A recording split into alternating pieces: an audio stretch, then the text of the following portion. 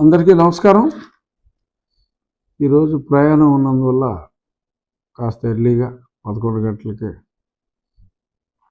రచ్చబండ పెట్టుకోవాల్సి వచ్చింది. Main subject ఈరోజు వైరాగ్యంలో వైఎస్ జగన్ విషాద యోగం. బాగా మన భగవద్గీతలో కూడా ఉంటుంది విషాద యోగం ఒకటి.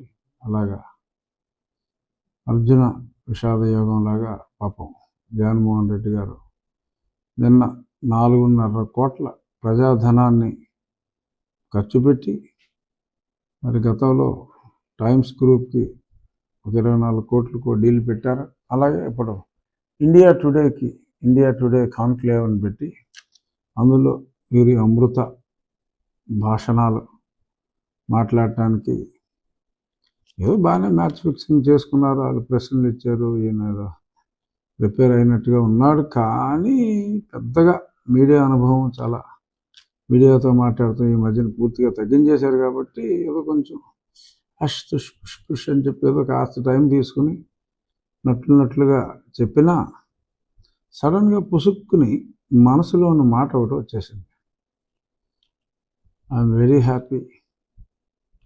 ఈ నిమిషంలో ఈ పదవి వదిలేయాలన్నా నాకు ఎటువంటి ఇబ్బంది లేదు, ఐఎమ్ టోటలీ సాటిస్ఫైడ్ అని మనసులో ఉన్న మాట ఒకటి చెప్పేశారు. ఏమిటి సాటిస్ఫాక్షను, ఏమొచ్చింది అని ఆలోచిస్తే మేబీ ఆయన ఉన్న 1,00,000 కోట్లు సంపాదించాలి అని అనుకుని ఉంటే ఒక 20 ఏళ్ళు ముఖ్యమంత్రిగా ఉండి ఏమో ఆయన టార్గెట్ రీచ్ అయ్యారేమో అంటే ఆయన మాటలను బట్టి అనిపించింది. సుమా నేను అదర్వైజ్ వెళ్ళి చేయట్లా, నాకు ఫుల్ సాటిస్ఫాక్షన్ ఉంది. ఇప్పుడైనా సరే ఐఎమ్ రెడీ అని చెప్పి ఆయన అంటాం. మరి ఆల్రెడీ ఆయన అనుకున్న టార్గెట్ రీచ్ అయిపోయారా, లేదా అమరావతిని మటాష్ చేయాలనుకున్నాం, అమరావతిని మటాష్ చేయాలనుకున్న టార్గెట్ రీచ్ అయ్యారా, పోలవరాన్ని బాగా డిలే చేయాలనుకున్నాం, మరి ఆ టార్గెట్ రీచ్ అయిపోయారా, కొందరికి అద్భుతమైన లబ్ధి చేకూర్చాలి అనుకున్నాం, అది అయిపోయింది కాబట్టి ఉన్నాయన్నీ ఇచ్చాం కాబట్టి సాటిస్ఫై అయిపోయారా, ఎక్కడ సాటిస్ఫై అయ్యారు, ఎలా సాటిస్ఫై అయ్యారు అనేది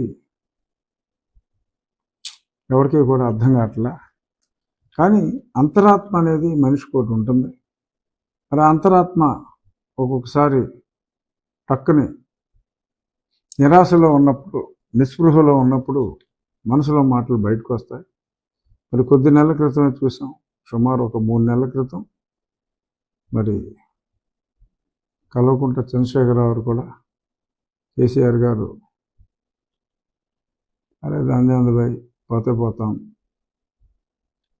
హ్యాపీగా ఉంటాం అని చెప్పి ఆయన చెప్పడం జరిగింది.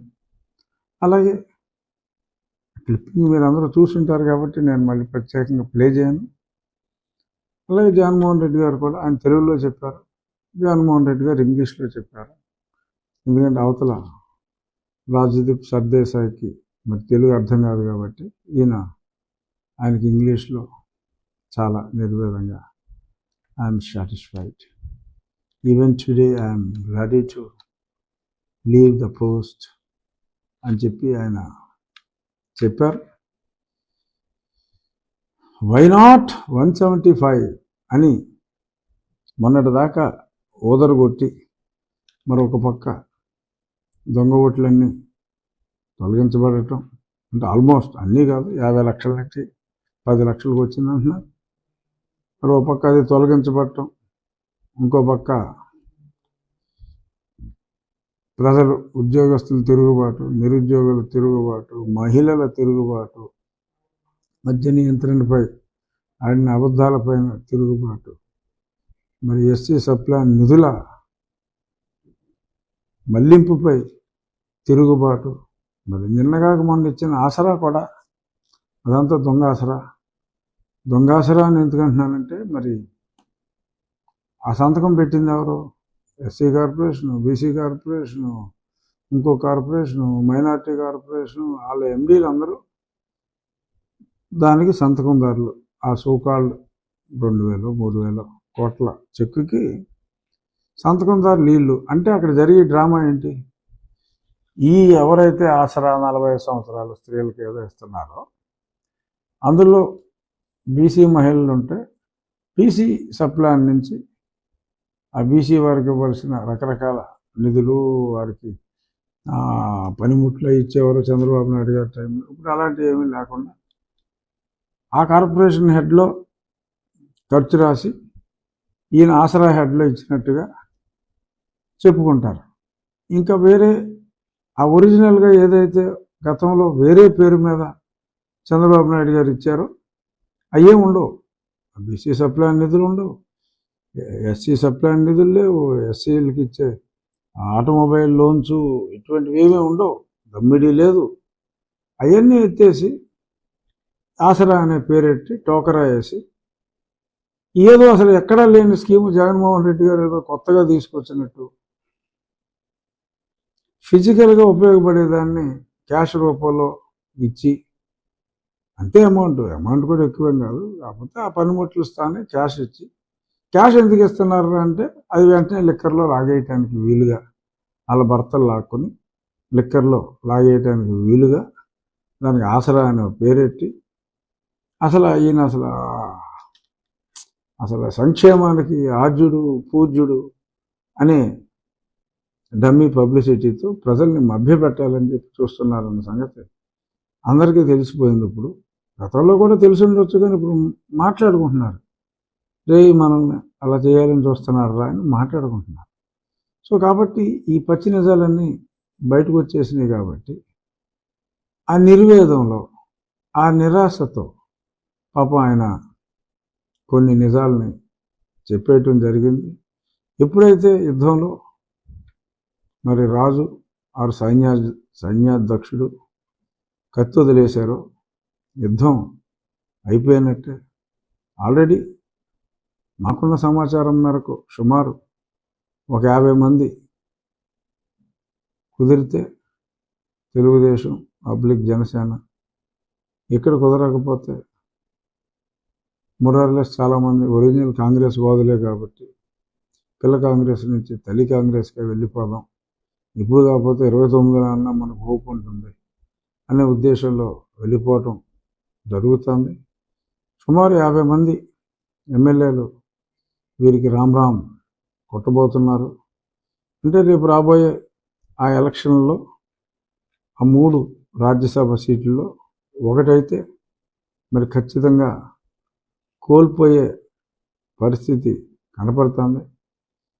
మరి అందుకని మరి కంగారుగా ఎప్పుడో 3 ఏళ్ల క్రితం గంటా శ్రీనివాసరావు గారు ఇచ్చిన రాజీనామాని, స్టీల్ ప్లాంట్ కోసం ఇచ్చిన దాన్ని మరి ఇప్పుడు ఆమోదించడం జరిగింది. అంటే స్టీల్ ప్లాంట్ ప్రైవేటైజేషన్కి మరి ఈ ప్రభుత్వం వ్యతిరేకమా అనుకూలమా అనేది తెలుస్తుంది. ప్రైవేటైజేషన్కి అనుకూలంగానే మరి ఈ చర్య ఉన్నట్టుగా భావించాలి. అలాగే మరి ఇప్పుడు ఓన్లీ అక్కడి నుంచి ఇక్కడికి వచ్చిన వాళ్ళ మీద వేటేస్తారా, తెలుగుదేశంకి వచ్చిన వాళ్ళ మీద లేదు. మరి తెలుగుదేశం నుంచి ఆ పార్టీలోకి వెళ్ళి 4 ఉన్నారు, వారి మీద వేటు వేయరా? మరి అలా చేస్తే కుదురుతుందా? సరే, ఇక్కడికి వేట్లు పర్వం అటు 4 ఇటు 4, శ్రీనివాసరావు 9 తీసినా కూడా ఖచ్చితంగా ఒక సీట్ అయితే మరి బయటికి పోయే వాళ్ళ లెక్క ప్రకారం వస్తుంది. నామినేషన్లు ఇంకా అప్లికేషన్లు కూడా ఇంకెవరో కూడా సీట్ అడిగే పరిస్థితి లేదేమో అనిపిస్తుంది నా ప్రస్తుత పార్టీలో. సీట్ ఇచ్చిన వాళ్ళు కూడా ఆఖరి నిమిషంలో రే భయ్ నీకో దండం, నీ సీటుకో దండం అని చెప్పి వెళ్ళిపోయే పరిస్థితే మరి చాలా స్పష్టంగా కనపడుతుంది. పెద్ద క్రైసిస్లో జగన్మోహన్ రెడ్డి గారి పార్టీ ఉందన్నది నిజం. కానీ ఆయన సాక్షి పేపర్లో క్రైసిస్లో తెలుగుదేశం ఉంది, క్రైసిస్లో జనసేన ఉంది అని రాసుకుంటున్నారు. నిన్న ఒక ఫేక్ రిలీజ్ చేశారు వైసీపీ వాళ్ళు, అచ్చెన్నాయుడు గారి సంతకంతో 113 సీట్లు వీళ్ళు, ఒక 62 సీట్లు ఏదో సంథింగ్, 63 జనసేన అని వారు ఇదే ఆరి నక్కజిత్తుల్లో తోడేలు ఆలోచనలో భాగంగా మరి ఇలా నిన్న ఒక ఫేక్ది రిలీజ్ చేశారు. సరే, కంప్లైంట్ ఇచ్చిన ఉపయోగం లేదు. ఆ తాడేపల్లి ప్యాలెస్ నుంచే తయారై ఉంటుంది కాబట్టి దాని మీద అంత కేసు పెట్టేదమ్ము ఎవరికి లేదు. కాబట్టి దానివల్ల ఉపయోగం లేదు కేసు పెట్టినందువల్ల. కానీ ప్రజలకి వీళ్ళెంత కంగారుగా ఉన్నారు అనేది అర్థమవుతుంది.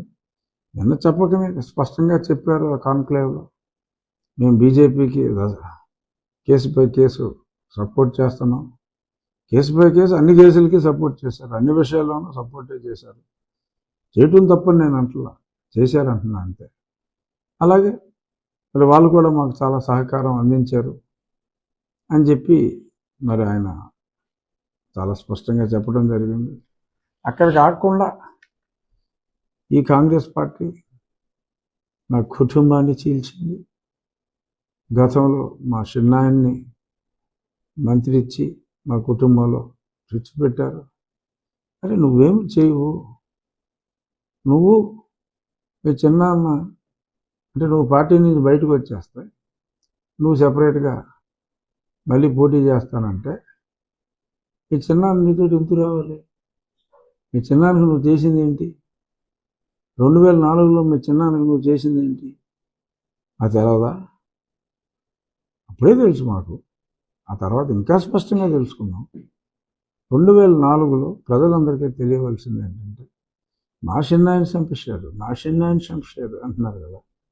2004లో అదే 99లో ఒకసారి ఎంపీ అయిన వివేకానంద రెడ్డి గారికి 2004లో అప్పుడు నూలుగు మీసాల బాలుడైన వైఎస్ జగన్మోహన్ రెడ్డి 26, 27 ఏళ్ళు ఉంటాయి, నాకు ఎంపీ సీట్ ఇస్తారా సస్తారా అని చెప్పి కూర్చుని ఎట్టి పరిస్థితుల్లోనూ ఆయనకి ఇవ్వడానికి వీల్లేదని మరి తండ్రి దగ్గర మరి ఈయన తల్లి గొడవ చేస్తే మరి అప్పుడు వరదరాజుల రెడ్డి గారు ఆయనకి రాజశేఖర రెడ్డి గారు చెప్పి నువ్వు మాట్లాడి తమ్ముడితో నామినేషన్ వేయించు, నాకు ఇంట్లో గొడవగా ఉందని చెప్తే మరి వివేకానంద రెడ్డి గారు నామినేషన్ వేయటం, ఈయన అలగటం, ఆ తర్వాత 2009లో మరి ఆయనకి సీట్ రాకుండా చేయటం, ఎంపీగా మరి ఈయనే పోటీ చేయటం జరిగింది. ఆ మధ్యలో కూడా మరి పదవిలో ఉండగానే ఆయన్ని రాజీనామా చేయమని అడగటం కూడా జరిగింది. దానికి సోనియా గాంధీ గారు ఒప్పుకోలా. ఆ సమయంలో చెయ్యి కూడా చేసుకున్నారని చెప్పి మరి అప్పట్లో చాలామంది అంటూ ఉంటారు. సో చిన్నాన్ని దూరం చేసుకున్నది మీరు, కాంగ్రెస్ పార్టీ చిన్నాన్ని చేరదీయటమే తప్ప మీ తండ్రి గారు నమ్ముకున్న పార్టీ, మీ తండ్రి గారిని ముఖ్యమంత్రి చేసిన పార్టీ, మిమ్మల్ని తొలిసారి ఎంపీగా చేసిన పార్టీ, ఈ చిన్నాన్నగారికి మంత్రి పదవి వస్తే మీకెందుకు కడుపుమంట? మిమ్మల్ని మీ చిన్నాన్నగారిని విడదీసినట్టు ఎందుకు అవుతుంది? సరే, ఇప్పుడు మరి వాళ్ళు చెప్పిన ప్రకారం సిబిఐ ఛార్జ్షీట్ ప్రకారం మరి ఓం నమ శివాయ చేసింది ఎవరు అనేది అందులో చాలా స్పష్టంగా ఉంది. మరి చేసింది అప్పుడు సీట్ రాకుండా చేయాలనుకున్నది మీరు. సరే, ఇది మీరు కాకపోయినా మీ సహచరులు ఆయన్ని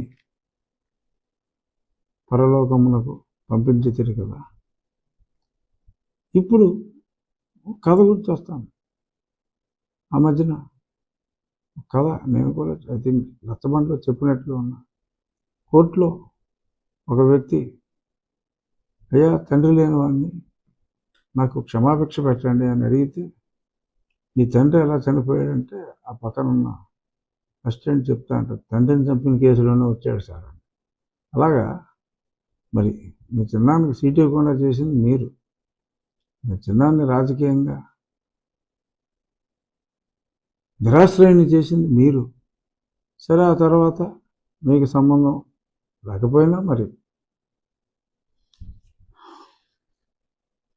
కైలాసం, ఈడెన్ గార్డెన్కు ఎక్కడికి పంపించారు, మరి పైకి పంపించింది. పోనీ మీ వాళ్ళని చెప్పి సిబిఐ అంటాను. మీరేమో ఇప్పుడు ఇలాగంటున్నారు. అలాగే మరి మీ చెల్లెల్ని కూడా ఈ కాంగ్రెస్ పార్టీ తీసుకొచ్చి ఈ కుటుంబంలో మళ్ళీ చిచ్చు పెట్టిందన్నారు. కాళ్ళు అరిగేలాగా తిరిగిన షర్మిలని ఏ పదవి ఇచ్చారు మీరు? పార్టీలో పదవి ఇవ్వాల, ఎంపీ ఇవ్వాల అని మొత్తుకున్నాడు వివేకానంద రెడ్డి. నాకెవరా బాబు షర్మికి అని చెప్పాడు ఆయన. ఎందుకు ఇవ్వలేదు పదవి? అమ్మాయిని రాజకీయాలకు దూరంగా ఉంచాలనుకున్నారా? మరి ఎందుకు తిప్పావు? నీ భావన ఎందుకు తిప్పావు? చర్చలమ్మట పెట్టి ఎందుకు తిరిగేలాగా చేశావు? షర్మిల రాజకీయాలకు దూరంగా ఉండాలి అని మీరు కోరుకుంటే జగన్మోహన్ రెడ్డి గారు ఎందుకు అన్నిసార్లు పాదయాత్రలు చేయించి, ఎలక్షన్లో క్యాంపెయిన్లు చేయించి, 14లో వాడుకుని, 19లో వాడుకుని, ఏ పదవి, పార్టీ పదవి, చిన్న పార్టీ పదవి లేదు, ఇది లేదు, ఏది లేకుండా చేసింది మీరైతే, ఆశ్రయం ఇచ్చింది కాంగ్రెస్ అయితే, మీ కుటుంబంలో చిచ్చు పెడతామేంటి? నాకు అర్థం కదా. అంటే చిచ్చు మీరెట్టేసి, వాళ్ళని రాజకీయంగా తగలెట్టేసి, ఫుల్గా వాడేసి తగలెట్టేసి, ఇప్పుడు జగన్ రెడ్డి అంటే రెడ్డి అంటే తప్ప అదో గౌరవం. మరి దానికి సజ్జల గారు అలా మాట్లాడటం చాలా తప్పు.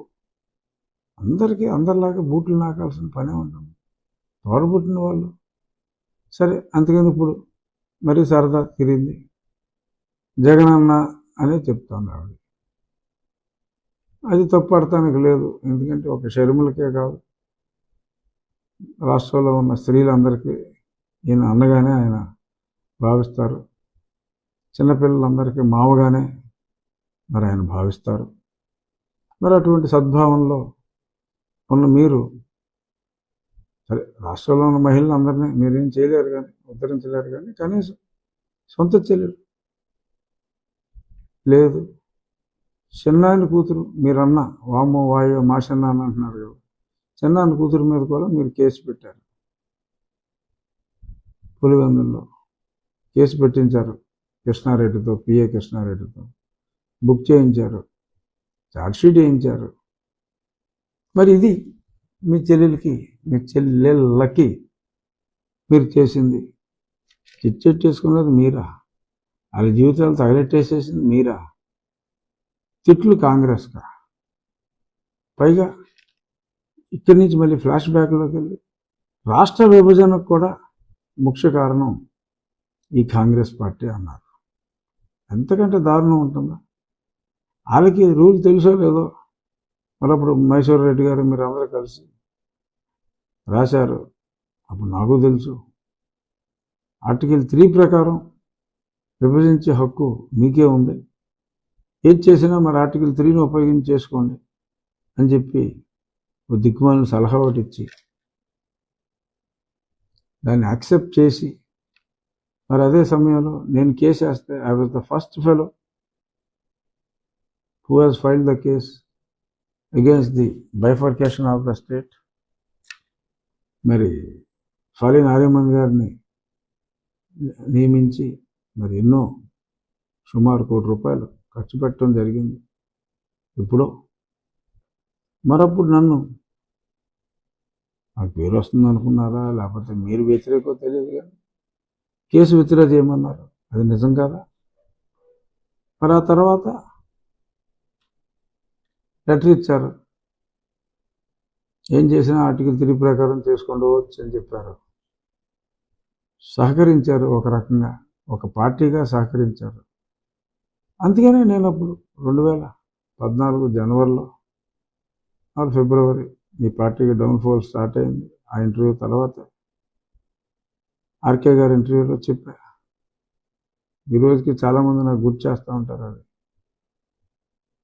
పాల గ్లాస్తో శోభన రాత్రి గదిలోకి వెళ్ళిన పెళ్లి కూతురికి తన మొగుడు మగాడు కాదని తెలిస్తే ఎలా ఉంటుందో, జగన్మోహన్ రెడ్డి గారు సమైక్యవాది కాదు అని చెప్పి తెలిసినప్పుడు నాకంత బాధ అనిపించింది అని కూడా చెప్పడం జరిగింది. అప్పుడే చెప్పా. ఇప్పుడేదో కాంగ్రెస్ పార్టీయే విడదీసింది. కాంగ్రెస్ పార్టీ విడదీసింది కరెక్ట్. తమరెందుకు సహకరించారు అనేదే పాయింట్. ఎవరికి కూడా except CPM who have been opposing right from the day one తలరాయి వేసిన మాట వాస్తవం. తలరాయి. సో ఇప్పుడు సరే వాళ్ళు బాగున్నారు, తెలంగాణ వాళ్ళు బాగున్నారు, చంద్రబాబు నాయుడు గారు ఇక్కడ బ్రహ్మాండంగా అభివృద్ధి చేసే టైంలో మనం వచ్చి మనం చేయవలసిన డ్యామేజ్ అంతా మనం చేసేసాం. సో కాబట్టి కాంగ్రెస్ పార్టీ రాష్ట్రాన్ని తీల్చిన మాట నిజమే, కానీ మీరందరూ కూడా సహకరించారు, అది కూడా నిజం. మీ కుటుంబాన్ని మటుకు కాంగ్రెస్ పార్టీ ఏనాడు చేల్చలేదు. మీరే మీ కుటుంబానికి అన్యాయం చేశారు. మాట్లాడితే మరి దేవుడు అంటారు, దేవుడు ఉన్నాడు, దేవుడే చూసుకుంటాడు అంటారు. మరి దేవుడే వాళ్ళని ఓడించారన్నారు ఎవరు? వివేకానంద రెడ్డి గారిని మరి దేవుడే ఓడించాడన్నారు. మరి శ్రీమతి విజయలక్ష్మి గారిని విశాఖపట్నంలో కూడా ఆ దేవుడే ఓడించాడా అని ఇవాళ ఎంతోమంది మరి ప్రశ్నిస్తున్నారు. అలా చెప్పిన వాళ్ళు దీనికి కూడా సమాధానం చెప్పాలిగా. మరి ఆలోచించండి. నిందలన్నీ పక్కోడ మీద వేసి చేసిందంతా మీరు చేసేసి, మీ చెల్లెల్ని మీరు ఎల్లగొట్టేసి, మీ చెల్లెలకు మీరు అన్యాయం చేసి, తన తప్పు తను తెలుసుకున్న చెల్లి ఇప్పుడు ఎవరైతే తన తండ్రిని ముఖ్యమంత్రి చేశారో ఆ పార్టీలో ప్రముఖ పాత్ర వహించడానికి తప్పు తెలుసుకొని నాకు న్యాయం చేసింది గతంలో మా తండ్రికి, ఇప్పుడు చేయగలిగింది కూడా ఆ పార్టీ అని తెలుసుకుని తను వెళ్ళిపోయింది. సరే నాది కాంగ్రెస్ పార్టీ కాదు, నాది ఏ పార్టీయో 10 రోజుల్లో అందరికీ తెలిసిపోద్ది. నీ పార్టీ కాదు, ఆ పార్టీ కాదు. బట్ ఎందుకు చెప్తున్నానంటే మీరు చెప్తున్న అబద్ధాలు పబ్లిక్కి తెలియాలి కనుక, తెలుసు చాలా వరకు, అయినా తెలియచెప్పడం నా బాధ్యత కనుక తెలియజెప్తున్నా. ఇక ఈరోజు ఒక ముఖ్యమైన అంశం సమయాభావం ఉంది. అమరావతి 1500వ రోజు ఉద్యమానికి మరి నిజంగా ఎన్ని చిక్కుల్ని ఈ జగన్ ప్రభుత్వం కల్పిస్తున్న మొక్కవోని దీక్షతో, ముఖ్యంగా మహిళల పోరాట పటిమతో అన్యాయం జరిగిన అమరావతి రైతులు వాళ్ళ యొక్క సమస్త శక్తి ధారపోసి మరి మంచి నాయకులు ఉన్నారు అక్కడ. తిరుపతి రావు గారు కానీ, శివారెడ్డి గారు కానీ, ఇలా ఎంతోమంది, ఆదాల శ్రీనివాస్, వీళ్ళందరూ కూడా ఎప్పటికప్పుడు న్యాయవాదులతో సంప్రదించి వారికి అండగా మన తెలుగు సీనియర్స్ ఆదినారాయణరావు కానీ, ఉన్నం మురళీధర్ గారు కానీ, నర్రా శ్రీనివాస్, వీళ్ళు ఎంతోమంది, అందరినీ, అలాగే సుప్రీంకోర్టులో సీనియర్స్ కూడా మరి ఎంతోమంది టైంలో ఇంటర్ఫియర్ అయ్యి ఎక్కడికక్కడ మరి ఇంత పవర్ఫుల్ ముఖ్యమంత్రి 4 సంవత్సరాలుగా దిగ్బంధనం చేసి న్యాయస్థానాల ద్వారా, న్యాయ మార్గాల ద్వారా తన్నులు తిన్నా కూడా దిగ్బంధనం చేసి, న్యాయ దిగ్బంధనం చేసి ఇంచు కూడా మూవ్ అవనివ్వకుండా, ప్యాలెస్ నిర్మాణం పూర్తి అయినప్పటికీ కూడా ఆ ప్యాలెస్కి వెళ్ళనివ్వకుండా ఆపారంటే ఆ అమరావతి మహిళలకు, అమరావతి రైతులకు, వారికి ఎంతగానో సహకరించిన మీడియాకు, అలా ఎంతోమంది నాయకులకు, అలాగే పూలపూడి శ్రీనివాసరావు కూడా ఎంతో కృషి చేశారు. అందరూ పేర్లు చెప్పాలంటే టైం సరిపోదు కనుక అమరావతి ఉద్యమం ఇంకా సజీవంగా ఉండి పోరాటం కొనసాగిస్తున్నారంటే వారికి నా విప్లవాభి వందనాలు. రాబోయే రోజుల్లో ఎవరైతే అటువంటి మహాసృష్టికి బీజం వేశారో భారీ నాయకత్వంలోని, సమిష్టి నాయకత్వంలో జనసేన ఆయన, కలిసి అమరావతిని రేపు ఎన్నికల్లో అన్యాయం చేసిన పార్టీని అటకెక్కించి అద్భుతమైన నగరాన్ని కసిగా మనం రాత్రి పగలు పనిచేసి కసిగా నిర్మించుకుంటాం. నష్టపోయిన వారందరికీ సమయం పోయింది, చాలామంది జీవితాలనే కోల్పోయారు. అది రికవర్ చేయలేం, కానీ మ్యాక్సిమం డ్యామేజ్ నుంచి రికవర్ చేసి త్వరితగతిన రానున్న రోజుల్లో అమరావతి ఒక గొప్ప క్యాపిటల్గా, విశాఖ ఫైనాన్షియల్ అంటే క్యాపిటల్ అని అనక్కల్లా, దేశానికి బొంబాయి ఫైనాన్షియల్ క్యాపిటల్, అందుకని మనం క్యాపిటల్ అని చెప్పేసుకుంటున్నాం ఏంటి. అలాగే ఒక ఆర్థిక నగరంగా, అలాగే ఒక హైకోర్టు బెంచ్ పెట్టి కర్నూలులో దానికి కూడా జస్టిస్ చేసేలాగా, మళ్ళీ డ్రిప్ ఇరిగేషన్ అన్నీ తీసుకొచ్చి రాయలసీమని సస్యశ్యామలం చేసేలాగా, మళ్ళీ పరిశ్రమలన్నీ తీసుకొచ్చి, చాలా పరిశ్రమలు తీసుకొచ్చి ఆర్థికంగా రాష్ట్రం పుంజుకునేలా, అలాగే సంక్షేమానికి లోటు లేకుండా రన్ చేసే అద్భుతమైన ప్రభుత్వం డెఫినెట్గా వస్తుంది. అమరావతి రైతులకి తప్పకుండా రానున్న రోజుల్లో న్యాయం జరుగుతుంది. అమరావతికి మనం ఊహించిన దానికన్నా అద్భుతమైన వైభవం రాబోతుంది. ఈలోపు ఇంకేదన్నా చిల్లర వేషాలు వేసిన, మరి మన కోర్టులు ఉన్నాయి, మనకి సేవలు అందించే న్యాయవాదులు ఉన్నారు. వీరందరి సహకారంతో ఇంకొక ఫిబ్రవరి 16 నోటిఫికేషన్ అంటున్నారు, అంటే ఇంకో 20 రోజులు మనం ఏదన్నా అడ్డంకులు క్రియేట్ చేస్తే ధైర్యంగా నిలబడదాం. మన అమరావతి నగరాన్ని నిర్మించుకుందాం. అలాగే పోలవరాన్ని మళ్ళీ మన చేతుల మీదుగానే పూర్తి చేసుకుందాం. విశాఖపట్నం ప్రైవేటైజేషన్ని కేంద్రం సహకారంతోనే ఆపుకుందాం. అద్భుతమైన ఆశయాలతో, అద్భుతమైన దృఢ నిశ్చయంతో మనందరం సమిష్టిగా అద్భుతమైన విజయాన్ని సాధించి ముందుకెళ్దాం. జై అమరావతి, జై జై అమరావతి. Thank you.